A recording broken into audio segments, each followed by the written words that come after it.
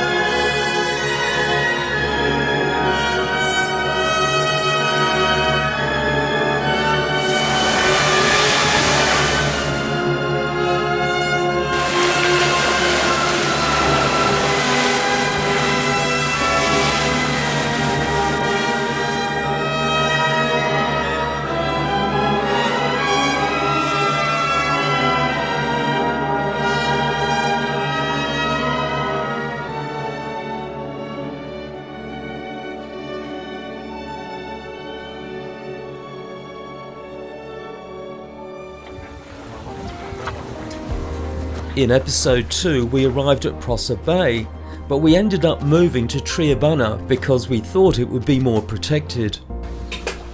What happened last night, Emily? Well, last night our anchor dragged.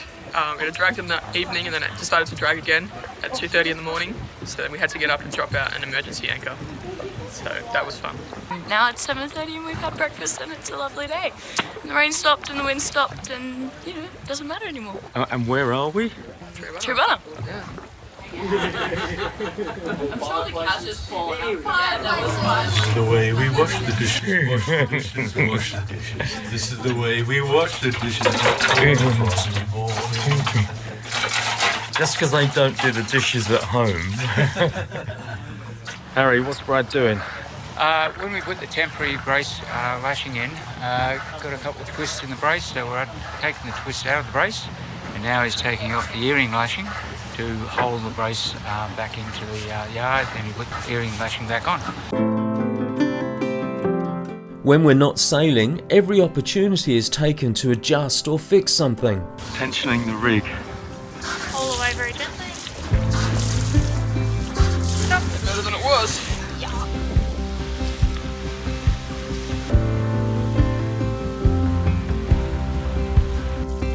Richard, what was for lunch? Appears to be some kind of sausage curry with rice. Absolutely delicious. It was very good. What did you have, Kath? I had French onion soup. It was delicious. It's a 2-course meal today. We're spoiled for food, aren't we? Yeah, it's been pretty good. This is my seconds. This is the curry. Oh. Here's the skipper. What did you have? Well, having the French onion soup, and I recommend that we all have it in case we're becalmed and we need the wind. Good? And the magical chef is hiding under here. Very good, Paula.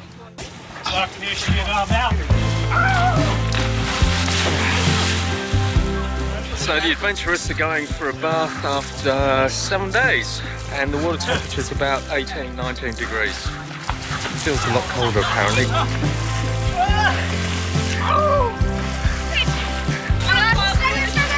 Of course someone's got to film it, so I'm staying on deck. Paul's not getting in.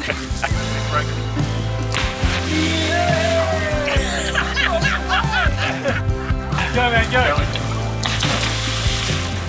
This is what I call the porpoise.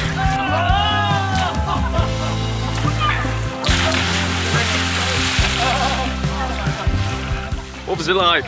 Oh, it was lovely. Enjoyed a little jump in the water. Oh my God! So you're not going in, Callum? Nah. I felt the water temperature. He hasn't got much fat on him. I got it now. Hey, that water will be warm.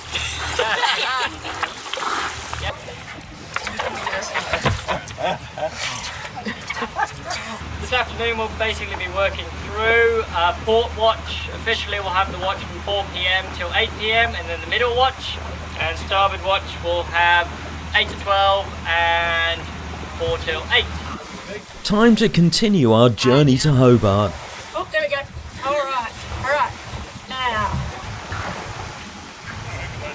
So we're just motoring away from our anchorage last night at Triabunna. It's a beautiful day. Going to motor for a bit and possibly put the sails up later on tonight, depending on the wind direction. Rain yesterday, sunshine today. That's Tasmania.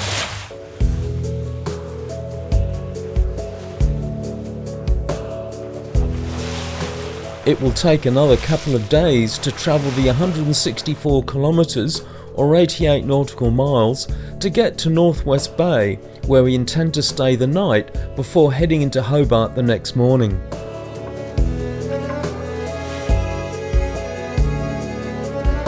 Spinnaker's flying out there. Looks like there's some sort of jet ski race going on.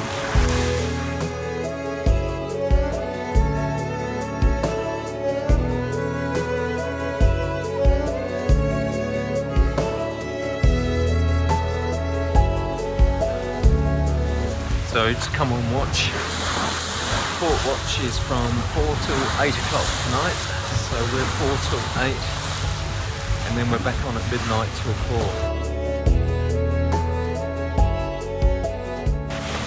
Beautiful day. That's Maria Island over there.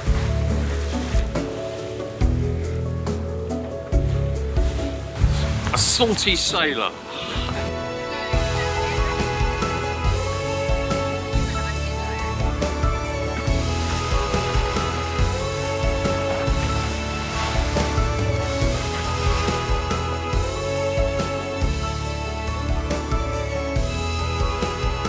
That's the Enterprise where Eagle used to work.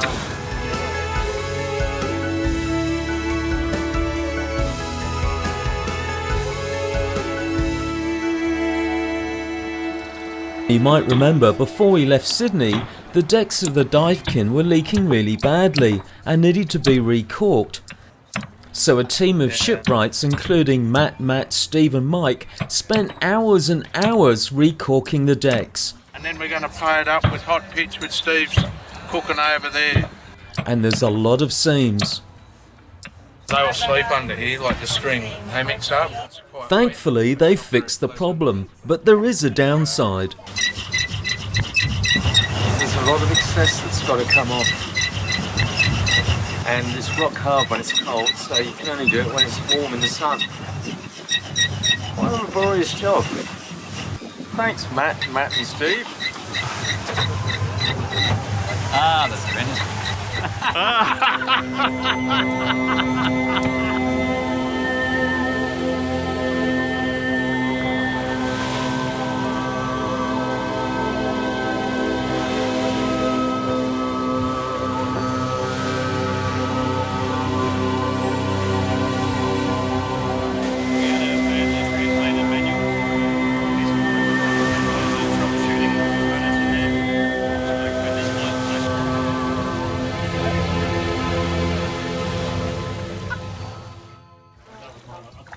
And next morning, we were ready for our final push to Hobart.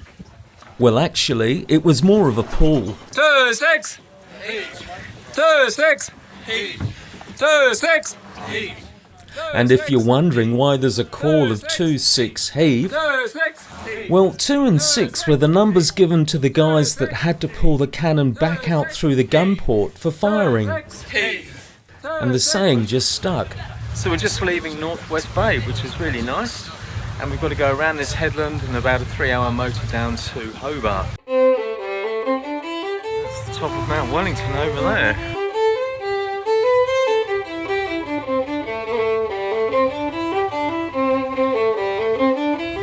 We're thinking that's a fish farm, that'd be a salmon farm.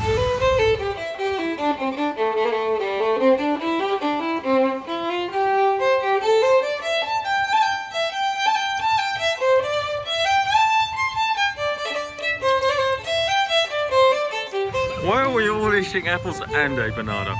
Because Hannah had a secret stash of apples and we're not allowed to take fruit into Hobart, so we now have to eat it all. What a shame. Green apple day.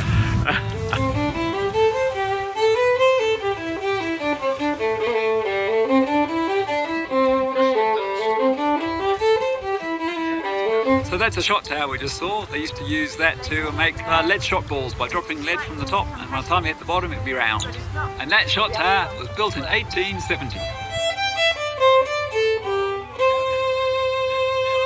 So we're just coming up to Hobart now. Everyone's got their museum tops on.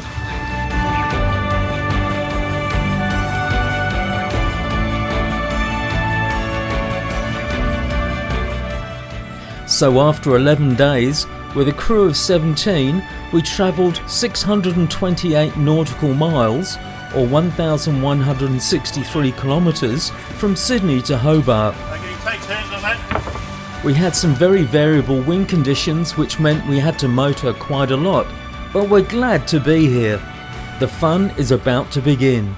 The effort you put in was very obvious. We had some tough sailing and tough conditions. And there's a tradition when voyaging. When you reach your destination port, you share a bottle of spiced rum. May there always be 1 foot under your keel and 4 in your bed. Yes. That's smooth.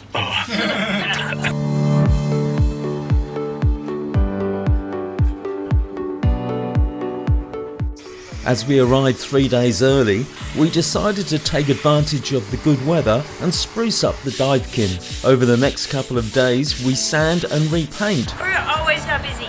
ready for the festival. So we've just had a shower in there, and we're now doing the laundry in there. And we feel a lot better. Cam feels better than most, but a lot better. And it's not a bad view for a laundrette, really. They're just putting up marquees and stuff behind me, and this will all be small boats in the next couple of days. And the transformation is incredible. As 100,000 people flocked to Hobart in February to experience one of the world's best boat festivals. Are you having a good time? Fantastic. Excellent. We're having a great time, thank you. And roll me lads and take me to. And what is their number one pick?